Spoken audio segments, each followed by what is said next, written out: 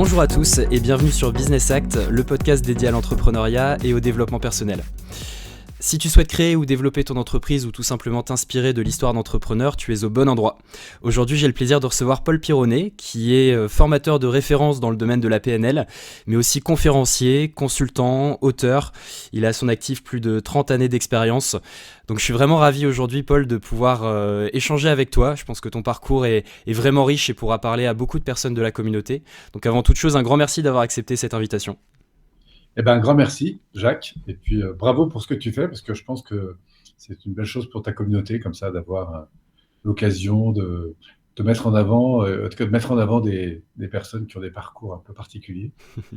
Ça, je trouve très. Ah, merci à toi. Est-ce que dans un premier temps, tu peux te présenter en quelques mots ? Oui, bien sûr. Alors, en quelques mots, je suis moi une personne qui est passionnée du monde humain. Depuis toujours, je m'y intéresse. Ce qui m'intéresse surtout, c'est le changement, l'évolution, la transformation.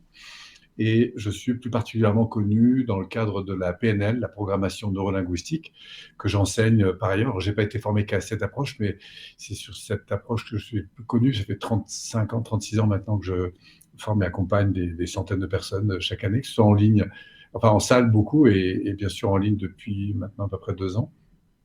Et donc, j'ai le plaisir, en tout cas dans ces dernières années, de consacrer le plus grand de mon temps à cet enseignement, à cette transmission, et par ailleurs aussi à accompagner des entrepreneurs qui se développent, parce que j'aime beaucoup l'entrepreneuriat. Je suis un passionné de développement humain et donc aussi de transition de vie, et par conséquent de transition aussi de vie professionnelle. Et ce qui m'intéresse beaucoup, c'est justement cette adéquation que chacun peut trouver entre une aspiration de se développer dans une vision, un projet qui l'anime, et de faire en sorte que ce projet, cette animation, soit de plus en plus en phase avec ce qu'il est profondément, parce que c'est ça qui va faire par la suite toute sa force. On sent une très forte sérénité et une belle adéquation, en tout cas, par rapport à tes objectifs de vie. Est-ce que ça a toujours été le cas ? Alors, bien que j'ai une vie assez mouvementée, on va dire, j'ai toujours fait ce vers quoi mon cœur m'appelait. Ça m'a valu quelques gros enjeux dès l'adolescence d'abord, parce que en parallèle à mes études, du coup, j'ai été passionné à un moment donné par le secours. Donc, je me suis beaucoup formé en parallèle à ça. J'ai eu beaucoup de spécialisations. Enfin, j'ai passé toutes les spécialisations qui existent dans ce domaine. J'ai fini. Alors, en plus de ça, j'avais une phobie de l'eau. Moi, à l'époque, j'avais très envie de dépasser ça. Et donc, du coup, j'ai décidé de devenir maître nageur. Et puis après, je me suis spécialisé en côte dangereuse. Enfin, la notion du sauvetage, de l'aide aux autres me passionnait énormément. Et plus je pouvais intervenir dans des milieux dangereux, en fait, plus ça me stimulait. Donc, ça a été l'objet pour moi de beaucoup de motivation, de beaucoup d'entraînement, de dépassement aussi. Mais derrière, avec une psychologie très basée quand même sur le besoin de briller, le besoin de réussir à travers des résultats. Et du coup, ma vie était très, très, très, on va dire très fonctionnelle, tu vois, parce que j'avais peu de place à l'humain. Enfin, j'avais de place à l'humain parce que je me suis évidemment éclaté à travers toutes ces années, tout ça, mais j'étais psychologiquement dans une situation où je m'évaluais beaucoup plus à travers les résultats que j'avais qu'à travers l'homme que j'étais. Et c'est que par la suite, à travers le développement personnel, que j'ai commencé d'ailleurs par souci de plus de performance dans le milieu du sauvetage en mer, et notamment du sauvetage en côte dangereuse, parce que j'ai été confronté à gérer des équipes qui étaient parfois très bien entraînées, mais quand on est confronté à des situations d'accidents graves, c'est entre souffler dans un mannequin et réanimer une personne en état de choc avec la famille qui est autour, elle-même en état de choc, ça suppose des gestions de situation sur un plan neuro-émotionnel, on va dire, relationnel et émotionnel, qui ne sont pas forcément toujours évidents pour tout le monde. Et donc, c'est cette dimension-là qui m'a intéressé quand j'ai commencé. En fait, à l'époque, on parlait plus de thérapie que de développement personnel, mais enfin bon, on va mettre ça dans le chapeau du développement personnel. Et en fait, par préoccupation de performance, j'ai commencé à faire des choses dans lesquelles tout d'un coup j'ai découvert en fait ce facteur humain et cette dimension à la fois émotionnelle, relationnelle, et puis autour de ça, voilà, la préoccupation de performance a toujours été là un petit peu en arrière-plan, et je me suis orienté très vite vers un nouveau métier qui était celui de la formation, parce que j'ai trouvé que c'était... alors, j'enseignais déjà un peu dans le milieu du secours, tout ça, mais la formation centrée sur des apports qui permettent justement à l'humain de se sentir mieux, d'être plus performant, mais surtout de vivre mieux. Mmh. Et c'est cette adéquation-là qui m'a très très vite animé. Adéquation, système de valeurs, projet, performance, mais surtout système de valeurs. Quelque chose qui nourrit véritablement le cœur, l'âme, et le corps, l'esprit, en fait, tout ça, quoi. Ouais. Tu parles beaucoup de ce besoin de briller que tu avais auparavant. Et c'est vrai qu'on est très fortement poussé dans sa société à toujours plus, toujours mieux, la logique effectivement de la performance. Est-ce que tu penses aujourd'hui que tu as réussi à te détacher justement du regard des autres? Et si oui, est-ce que tu te souviens d'un moment qui a été un peu clé, un peu déclic, qui a fait toute la différence? Alors, c'est un détachement qui est jamais complètement fini, tu vois, parce que bon, j'ai eu la chance, comme j'ai fait énormément de séminaires, de conférences, d'avoir énormément brillé dans le sens du fait que des gens m'ont admiré pour les enseignements, les transmissions que j'ai faites. Donc, et à chaque fois, c'est nourrissant, c'est important, ça reste quelque chose d'important pour moi, si tu veux. Mais ce qui a fait la différence, c'est de ne plus m'évaluer à travers ça. Ce qui veut dire que j'aime évidemment ces retours. Et ce qui a beaucoup évolué, c'est le fait d'apprécier ce retour, mais plus comme un besoin. C'est plus un besoin, c'est plus un plaisir de. Alors qu'avant, j'étais plus, oulala, si j'ai pas le retour, c'est que j'ai pas été à la hauteur. Il y avait comme un devoir de réussite, alors que maintenant, il y a plus un plaisir de réussite. Mmh. Et ça, c'est quelque chose qui effectivement m'apporte beaucoup de sérénité. Donc, tu me demandais un exemple peut-être de situation. Ben, moi, j'ai souvenir mes premières conférences importantes, si tu veux. La première, j'étais tellement sous pression de ce regard-là que finalement, je n'ai jamais fait ma conférence. J'y suis allé, puis je suis revenu. Je n'ai pas fait le dernier kilomètre, quoi. Bon, ça, c'était la première, ils m'attendent toujours. Après, je me suis un peu rattrapé, mais il y a toujours eu cette haute pression et ce besoin, évidemment, de. Voilà, mais je crois que ça faisait partie aussi de mes difficultés propres, qui étaient aussi de prendre ma place. Mmh. Et, euh, et après, avec le temps, ce qui s'est surtout. Alors, c'est toujours fort, mais c'est vrai qu'avec. Comment dirais-je?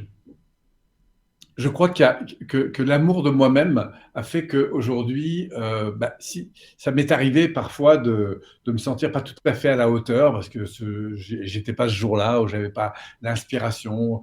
Bon, j'avais quand même des remerciements, mais je sens bien quand je suis pas au top de moi-même et quand j'y suis.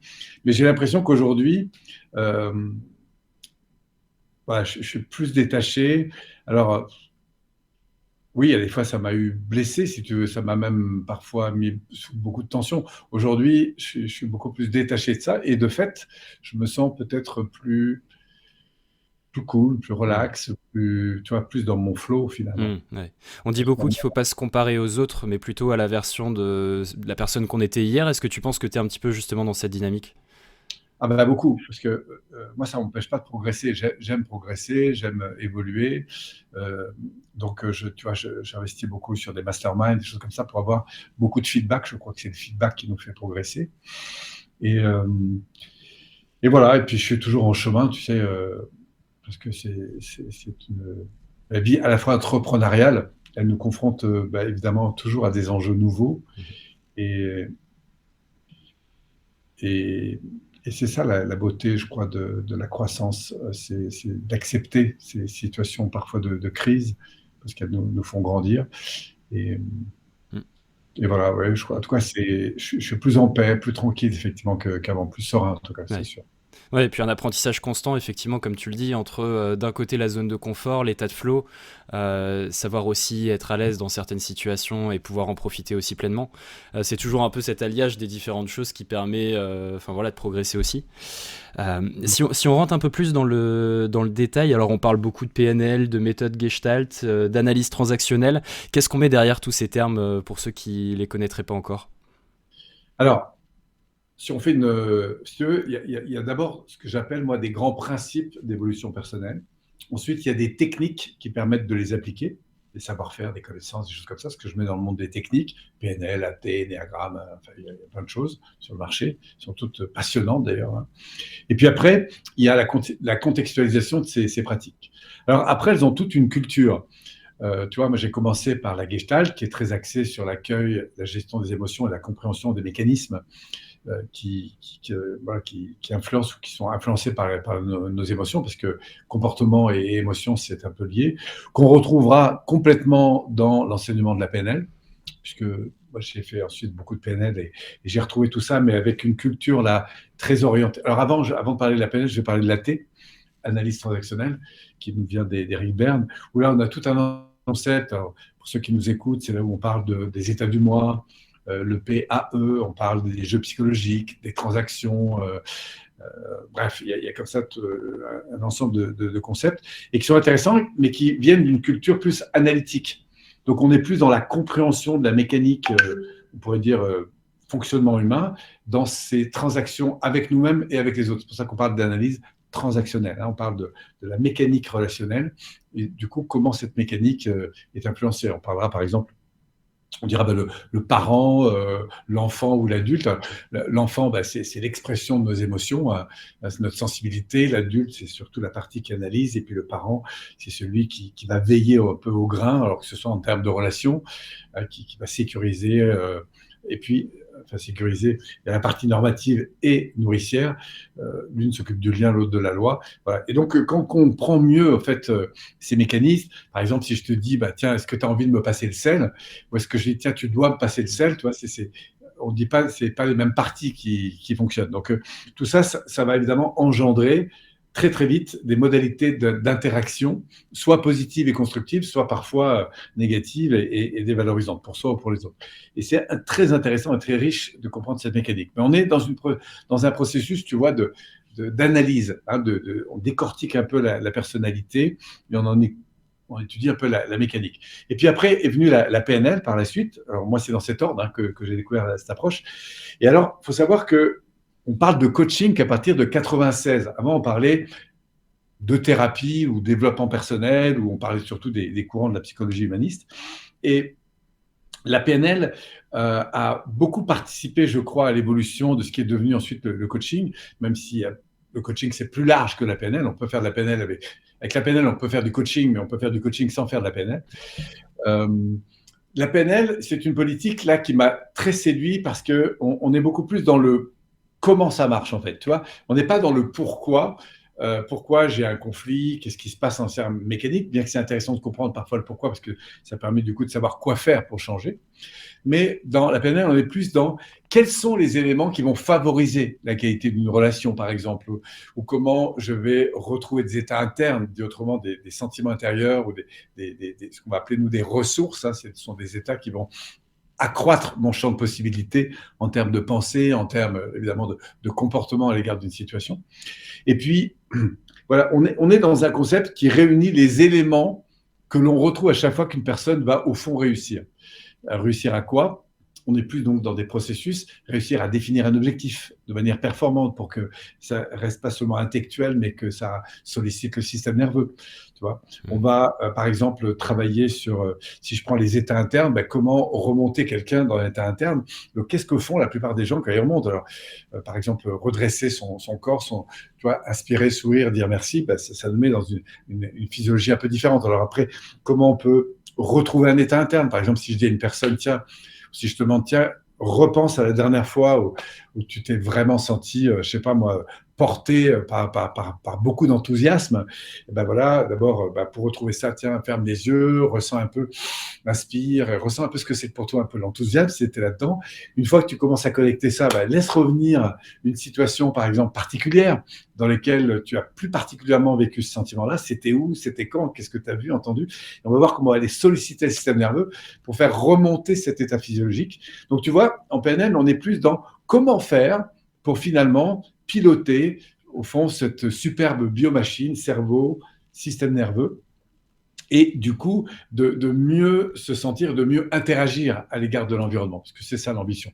Alors, toutes les approches, elles participent à la même ambition, tu vois, qui est, au fond, de grandir dans sa qualité de vie, de grandir dans ces interactions à travers les situations qui nous entourent ou les situations qui ont été passées ou qui pourraient être futures. Puisqu'au fond, nous grandissons, que ce soit sur un plan physique, énergétique, émotionnel, mental, spirituel, onirique, tous ces niveaux-là travaillent en permanence dans une interaction, alors bien sûr avec nous-mêmes, mais nous avec notre environnement, nous avec notre passé et nous avec notre futur. Tu vois, c'est toujours autour de tout ça que toutes ces approches tournent. Donc, au final de tout ça, on a des approches qui contribuent à la prise en charge de sa vie, que ce soit sur un plan émotionnel, relationnel, psychologique et autres, par la compréhension évidemment de comment on fonctionne et surtout comment on peut améliorer chaque jour nos interactions avec nous-mêmes, avec l'environnement, afin d'aller vers une vie qui soit plus en phase avec ce à quoi on aspire.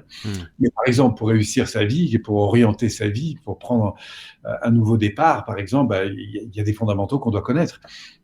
Être un peu plus clair sur c'est quoi mes importants, si au fond ça se passait mieux demain, ça se passerait comment, tu vois, avoir des visions, quelles sont les ressources que je peux aller chercher en moi pour passer à l'action, et quand je dis passer à l'action, c'est faire quoi précisément, avec qui, quand, comment, etc. Tout ça, c'est des questions sur lesquelles on reviendra toujours, qui sont des questions fondamentales pour aider une personne à avancer. Et la connaissance, en fait, de l'ensemble de ces boîtes à outils, nous permet, avec beaucoup plus de subtilité, d'acquérir des outils pour justement progresser dans toutes ces modalités. C'est ce que va faire un coach aujourd'hui, un thérapeute, un formateur, enfin quelqu'un qui va intervenir sur le plan humain.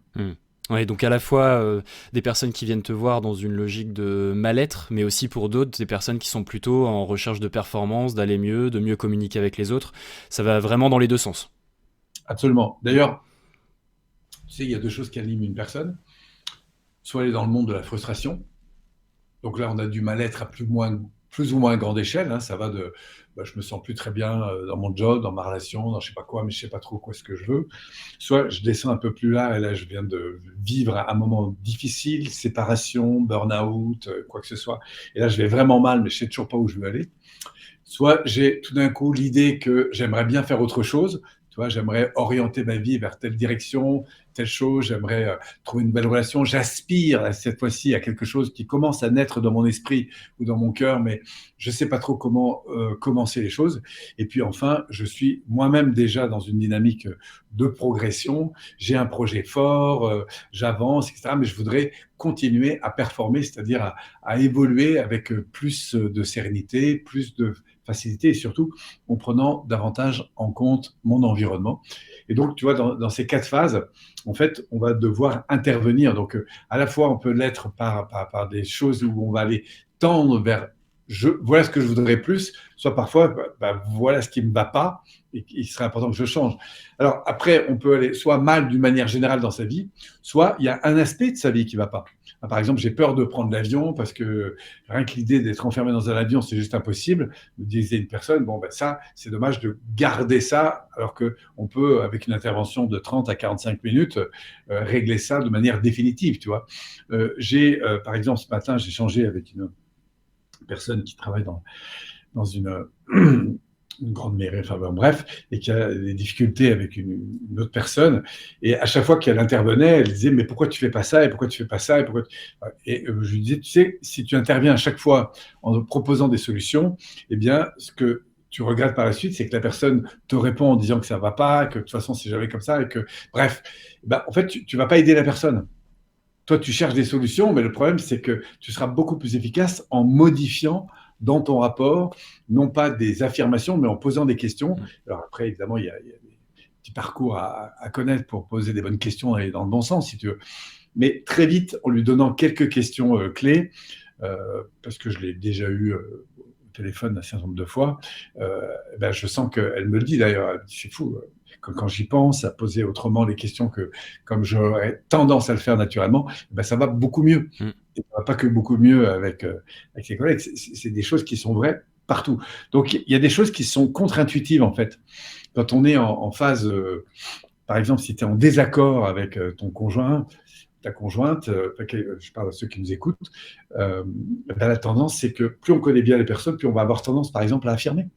Ouais. Ce qui nous semble juste, mais pourquoi tu fais pas ça? Mais si. Et c'est pas, voilà, c'est parce qu'on a envie d'aider. C'est parce que, malheureusement, c'est pas les meilleures stratégies. Il vaut bien mieux aujourd'hui parfois poser des questions plutôt que chercher à affirmer, savoir aller dans suffisamment de précision plutôt que rester dans de la généralisation. Tout ça, c'est des attitudes que n'importe quelle personne un peu formée va tout de suite repérer. C'est exactement comme si quelqu'un qui apprend à conduire, il peut apprendre à conduire tout seul, parce qu'il se débrouillera. Mais s'il a un pilote autour de lui, il y a des choses qu'il va lui apprendre, à poser les mains au bon endroit, à regarder au bon endroit. Il y a encore 2 jours, je regardais quelqu'un faire un créneau. Et la manière dont elle regardait dans le rétroviseur et elle tournait la tête, je voyais bien qu'il lui manquait des éléments. Et je savais, avant même qu'elle commence, que ça n'allait pas le faire, en fait. Et pourquoi ? Parce que j'ai des indicateurs sur qu'est-ce qu'il faut faire aujourd'hui, comment il faut regarder un rétroviseur, comment on place son véhicule pour que ça soit facile et que ça devienne facile. Et quand quelqu'un ne le fait pas, on voit pourquoi c'est compliqué pour lui. Mais c'est juste parce qu'il n'a pas le processus, tu vois. Ouais. Donc, et c'est ça que je trouve intéressant, c'est qu'on peut apprendre à piloter sa vie comme on apprendrait à piloter un piano, un instrument, une musique, de l'informatique, sa voiture, etc. Et c'est ça qui passionne, moi, c'est de transmettre des outils qui permettent aux gens de piloter leur vie émotionnelle, mentale, relationnelle, pour faire en sorte qu'elle soit plus facile, plus simple, plus positive, plus constructive quand c'est possible. Ouais, très intéressant. Et pour le coup, alors le fait d'apprendre à se poser les bonnes questions et d'orienter progressivement, effectivement, c'est tout un art. C'est un petit peu cette théorie des petits pas plutôt qu'une différence brutale, que ce soit au niveau des startups quand on lance quelque chose de trop différent qui n'est pas accepté. Voilà. Principe, exactement, que ce soit à titre personnel aussi, et même on se rend compte que l'ancrage se fait beaucoup mieux effectivement si jamais c'est un processus avec des petites choses qui sont changées régulièrement plutôt que juste en une fois et puis retomber dans des travers après. Donc voilà, effectivement c'est tout un art à ce niveau-là. Il y a des grands principes effectivement là, que tu es en train de relever. Et que du coup, quand on les connaît, du coup, on va pouvoir devenir de plus en plus fin dans l'application des techniques qui appliquent ces principes. Le problème, très souvent, c'est que des gens apprennent une technique, mais ils n'ont pas saisi le principe qui est derrière. Et donc, du coup, tu vois, par exemple, je prends l'écoute active. Tu as des gens qui ont appris à écouter et à reformuler, mais ils n'ont pas saisi le principe. Le principe, quand tu reformules, surtout quand il y a une divergence de point de vue, c'est surtout de reconnaître ce que l'autre est en train de vivre, de positif ou de négatif. Tu vois, par exemple, tu n'es pas d'accord avec moi sur, je sais pas moi, sur la manière de, je sais pas, sur l'achat du prochain photocopieur. Et plutôt que je te dis, mais pourquoi tu n'es pas d'accord et attendre des réponses, je vais dire, mais j'ai le sentiment que tu n'es pas d'accord avec ça. C'est ça qui se passe en fait. Et c'est ça qui t'énerve. C'est ça. Et là, tu vas me dire, oui, c'est ça, Paulo. Tu vois. Eh bien, ça sert à quoi? Tu vois, dans la reformulation, c'est toujours important de savoir pourquoi on fait les choses, dans quel sens, quel est le principe qu'il y a derrière. Et on va voir que quand on découvre les principes, après, il y a plein de techniques qui permettent, et c'est super parce que du coup, on va pouvoir faire évoluer ces techniques. Voilà, donc, première chose pour moi, c'est de comprendre les grands principes qui régissent évidemment le développement humain. Ok. Tu parlais tout à l'heure de réussir sa vie, aider les gens à réussir leur vie. Pour toi, qu'est-ce que réussir sa vie? Alors, on parle beaucoup de réussir sa vie ou réussir dans la vie. Là, si on prend vraiment la logique de réussir sa vie, qu'est-ce que tu entends par là? Alors, il y a 2 axes dans réussir. Il y a réussir, pour moi, la réussite, ce n'est rien d'autre qu'un ensemble d'actions orientées dans la même direction et qui vont faire que je progresse dans ce domaine-là. Donc, je vais obtenir des résultats. Je fais des choses en vue d'avoir un résultat, que ce soit d'apprendre le piano, de faire de l'immobilier, de faire des conférences, du coaching, quoi que ce soit. J'apprends un savoir-faire, un métier, quoi que ce soit, en vue de savoir, d'en avoir. Donc, je fais pour avoir. Et puis, ça, c'est de la réussite, on va dire, sur un plan social. Et c'est très important, ça sera ma réussite personnelle parce que j'ai été tellement été motivé par le fait de faire des séminaires. Je suis très content aujourd'hui d'animer des séminaires. Donc ça, c'est une réussite, pour dire un peu sociale. Là où la réussite, pour moi, se mesure d'une toute autre dimension, c'est le plaisir que je prends à tendre vers cette réussite. Par exemple, moi, j'ai fait beaucoup de sport et j'en ai fait à outrance du sport. Mais je me faisais mal et je me suis blessé. Souvent, je me suis non pris en compte. Alors, ça m'a permis de me dépasser, d'aller obtenir parfois des résultats très importants et dans des temps relativement courts. Mais je me suis fait très mal. Je me suis usé. Je me suis vieilli. J'ai plus vieilli, je crois, entre l'âge de 15 ans et 25 ans qu'après, en gros. Mais donc, la réussite personnelle, c'est une réussite qui consiste à vibrer dans ses émotions. C'est-à-dire, est-ce que ce que je vis, c'est vibrant, tu vois? On peut avoir des grosses réussites par des diplômes, professionnels, par de belles voitures, tout ça, mais ne pas vibrer.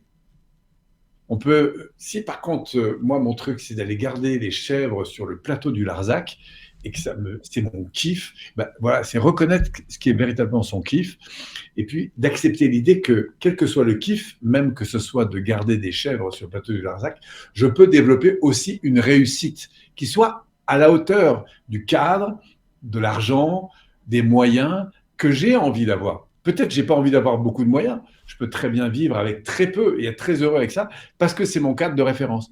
Peut-être que j'ai envie d'avoir beaucoup de moyens, beaucoup d'argent, beaucoup de meubles, de télévision. Peut-être que j'adore les voitures et que je peux avoir une grosse collection de voitures de sport, tu vois, parce que c'est mon kiff. Mais le vrai point qui m'intéresse, moi, c'est est-ce que la personne prend son kiff. Ouais. Et voilà. Et l'idée, c'est comment je peux prendre du plaisir et progresser en fait, dans cette dimension. Et je crois que les deux, d'ailleurs, le kiff va bien avec la réussite. Hein, si on arrive à faire de son boulot sa passion, bah, tu comprends bien que c'est ça un vrai kiff. Et quand les gens sont dans leur kiff, dans leur mission, ce qui est fou, c'est qu'ils sont capables d'assumer un champ de contraintes qui est 10 fois supérieur. Ça, c'est le type qui est tellement porté par. Moi, je me souviens, quand je faisais du sauvetage en mer, j'étais confronté à des situations extrêmement difficiles. Mais c'était un kiff de dingue, intérieurement. Parce que c'était en phase avec des valeurs. Quand je pense à ce médecin qui passe 3 ans en Afrique dans des conditions extrêmement difficiles, mais qui est heureux comme c'est pas possible, pourquoi même s'il a des contraintes, même s'il part en guerre, parce que ça a un sens pour lui. Tu vois. C'est ça qui m'intéresse, moi, c'est de redonner du sens et de la cohérence entre ce qu'on fait et ce qu'on vit. Ouais. Et c'est ça, pour moi, la réussite, c'est cet équilibre qu'il y a entre ce à quoi j'aspire, ce que je vibre dans mon quotidien, et puis après, la capacité à obtenir ce à quoi j'aspire sur un plan matériel, financier et autres. Ouais.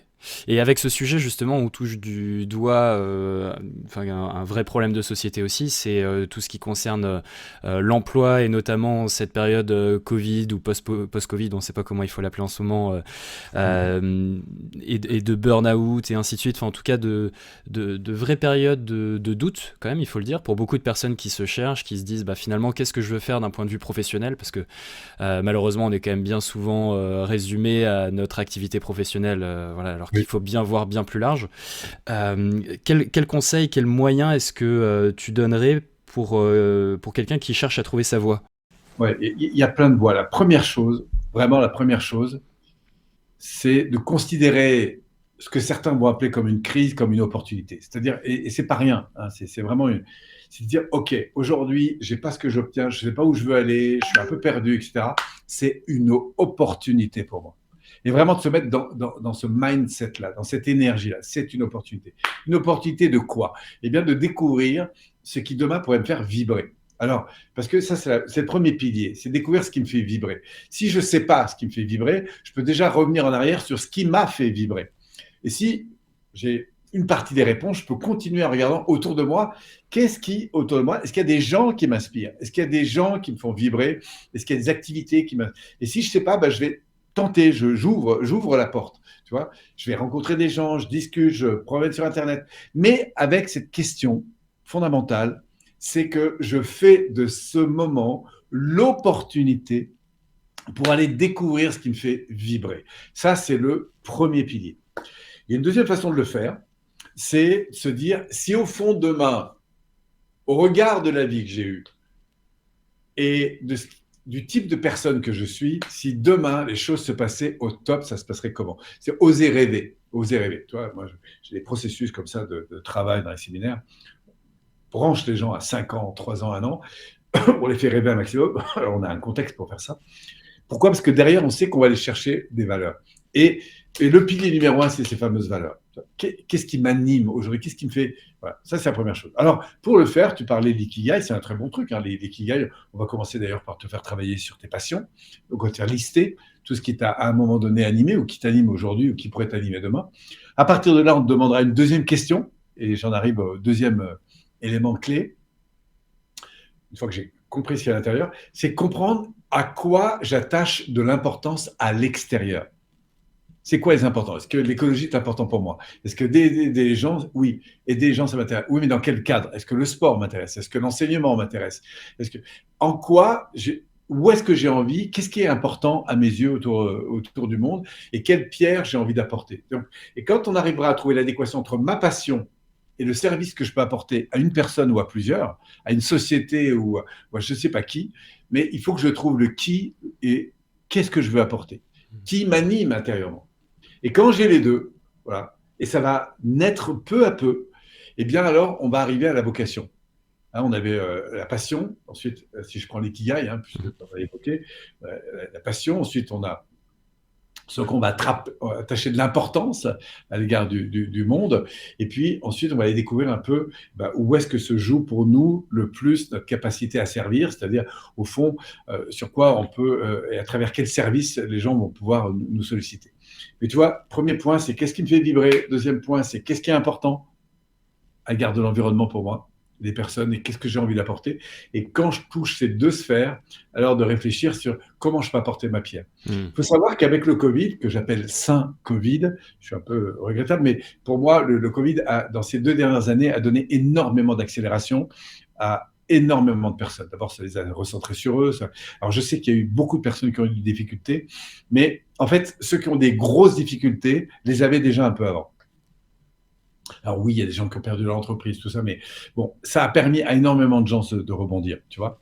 Il y a aussi des gens qui ont trouvé des opportunités de dingue parce qu'ils ont accepté de bouger face à ça. Donc, c'était une crise qui a fait grandir. Mais toutes les crises sont là pour nous faire grandir. Donc, la première chose, encore une fois, c'est faire de cette situation une occasion.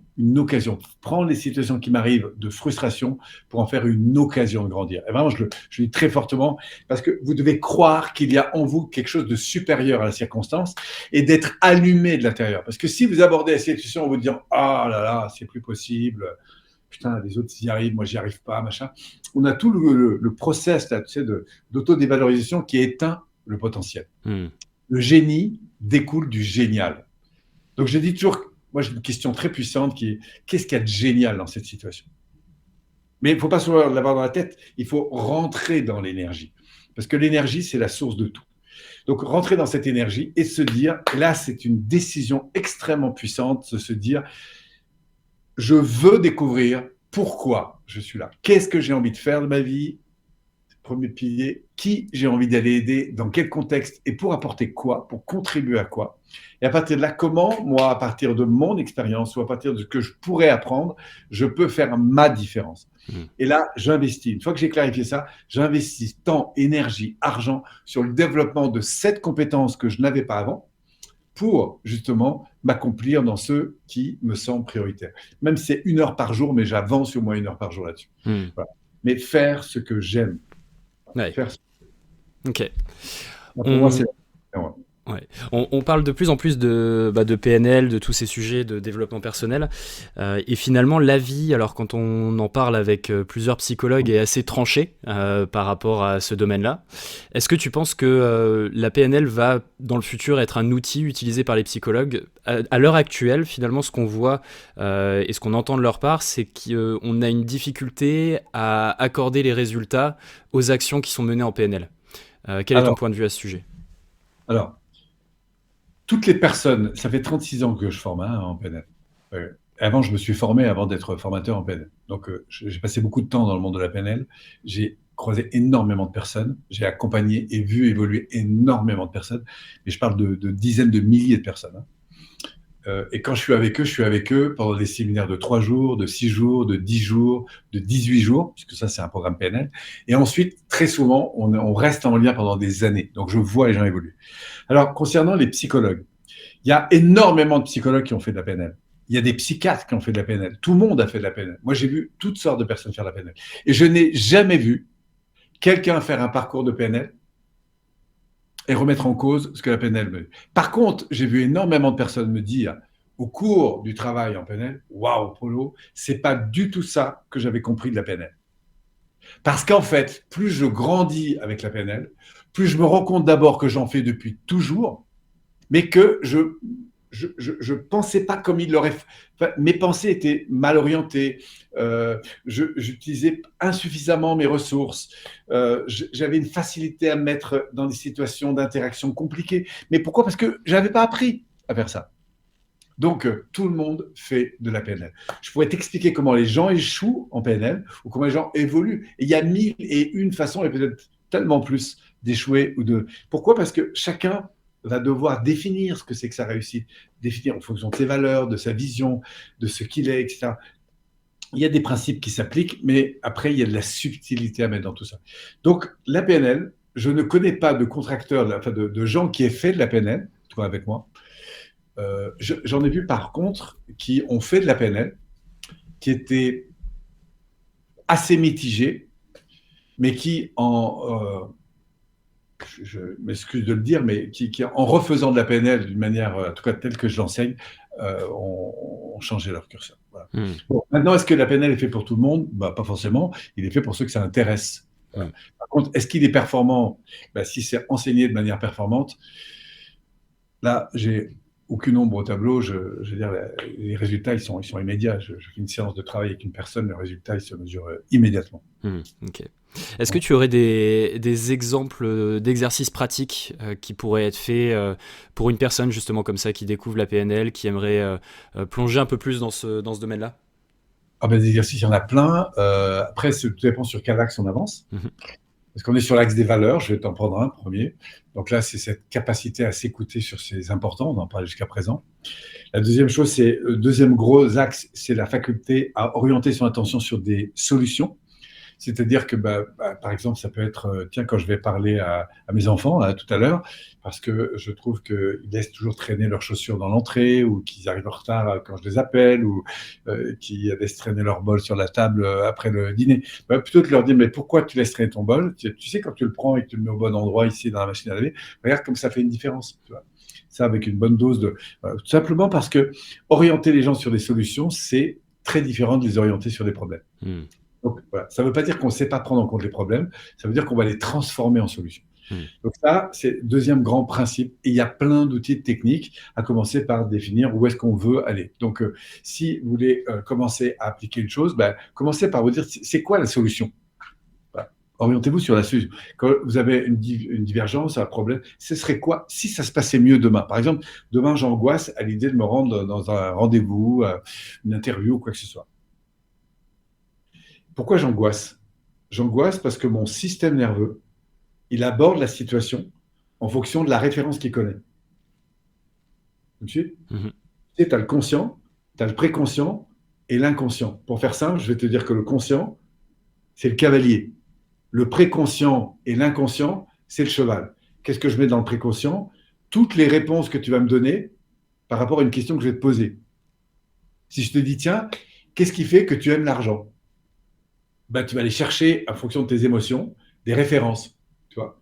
Si tu aimes fumer, je vais dire, tiens, pour toi, la fumée égale quoi? Tu vas me dire, tiens, la détente, le machin, le truc. Si tu as horreur du tabac, tu ne vas pas ouvrir les mêmes fichiers. Donc, l'information à laquelle tu accèdes, c'est ton préconscient. D'accord? Et ça, c'est quoi? Ça découle de toute la programmation que tu as eue, dit autrement, des apprentissages que tu as fait. Et qu'est-ce qui pilote dans ta vie? C'est ton préconscient et ton inconscient. Dit autrement, ton facteur neuro-émotionnel. Tu peux savoir que la cigarette n'est pas bonne, mais si, parce que tu as l'habitude et qu'au sorti d'un bon repas sur la terrasse avec des amis, on te propose une clope, tu as l'habitude de le faire, ça va être agréable de prendre une clope et de fumer. Et ce n'est pas pour te flanquer le cancer, c'est parce que ton système nerveux, dit autrement ton cheval, il sait comment se faire plaisir ici et maintenant. À tel point même que si tu es dans un vide, si tu es en conflit, si tu es tendu, si tu es en état de stress, tu iras sur la terrasse pour fumer ta clope parce qu'à ce moment-là, ce modèle-là te fait du bien. Qu'est-ce qui conduit? Ce n'est pas ton esprit, ce n'est pas ta conscience. Bien que ta conscience, elle participe à ça, mais elle est influencée par les mécanismes qui ont été construits, dit autrement, qui sont gérés par ton préconscient et ton inconscient.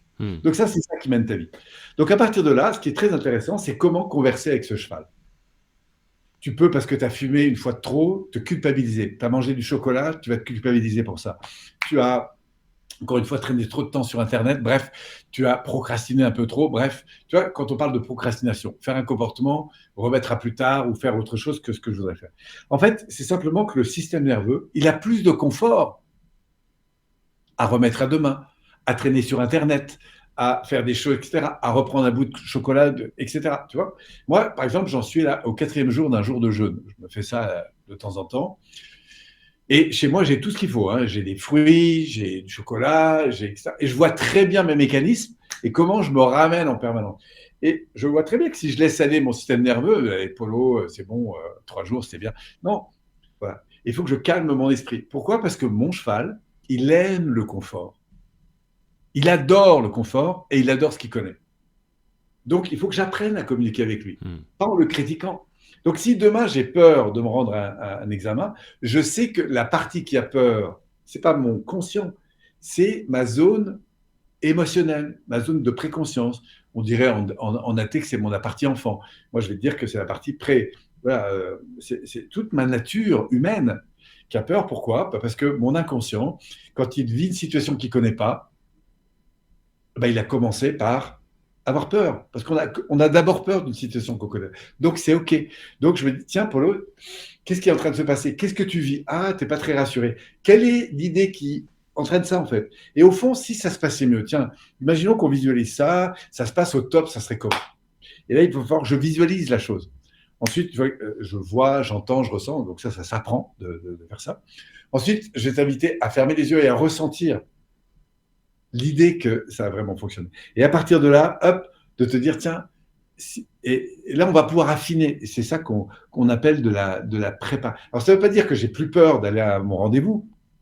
Ça veut dire que j'ai une vision positive des choses. Voilà. Et je sais accueillir cette insécurité. Tu vois. Et c'est peut-être ça qui a le plus évolué, pour revenir aux propos que on tenait tout à l'heure. Tu vois, j'ai aussi des enjeux aujourd'hui. Et j'ai aussi, à chaque fois que je fais une nouvelle conférence ou un truc très important où il y a beaucoup d'enjeux, évidemment que je rentre toujours dans cette partie-là. Tu vois, parce que c'est être humain que d'accueillir ces insécurités, ces fragilités, ces peurs, ces colères, etc.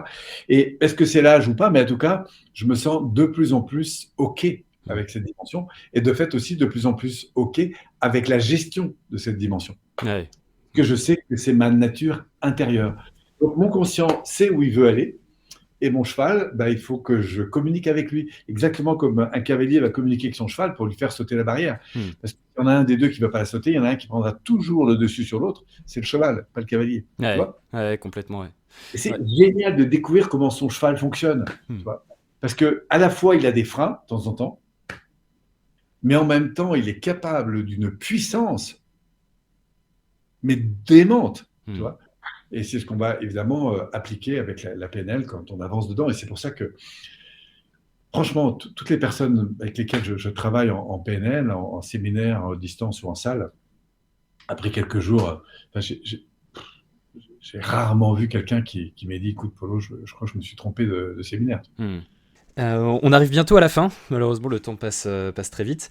J'aime finir ces interviews avec une question pour chacun de mes invités. Quel conseil est-ce que tu donnerais à la personne que tu étais il y a 10 ans? Continuer à connecter à ce à quoi tu aspires. Continue à connecter à ce à quoi tu aspires. C'est-à-dire, pour moi, c'est de rester dans cette attention à l'égard de ce qui t'inspire vraiment, ce à quoi tu crois vraiment. Que ce soit par rapport à tes valeurs, à ta vision, à ce que tu sens qui est bon de faire pour toi, etc. Donc, c'est beau d'observer autour de soi, mais d'écouter ce qui vibre à l'intérieur de soi. C'est conseils que je me redonnerais, c'est sûr, il y a 10 ans. Enfin, il y a 10 ans, je repartais. Parce que j'ai eu des grosses phases de transformation, même si j'ai fait toujours la même chose. Mais en 2010, enfin, j'ai commencé en 90. 90, j'ai créé ma première grosse école de PNL. En 2010, j'ai créé Cohésion Internationale. Et en 2010, j'ai quitté mes associés de l'époque pour repartir à zéro, toujours dans la même trame, avec mes salariés de l'époque qui sont devenus mes associés. Et voilà. Et je pense qu'à l'époque, ça fait un peu plus de 10 ans, mais c'est vraiment continuer à croire à ce à quoi tu crois juste, en fait. Ok. Passionnant. Un grand merci en tout cas, Paul, pour ce très bon échange, tous ces conseils donnés. Et puis je te souhaite tout le meilleur. Merci à toi. Belle soirée. Merci.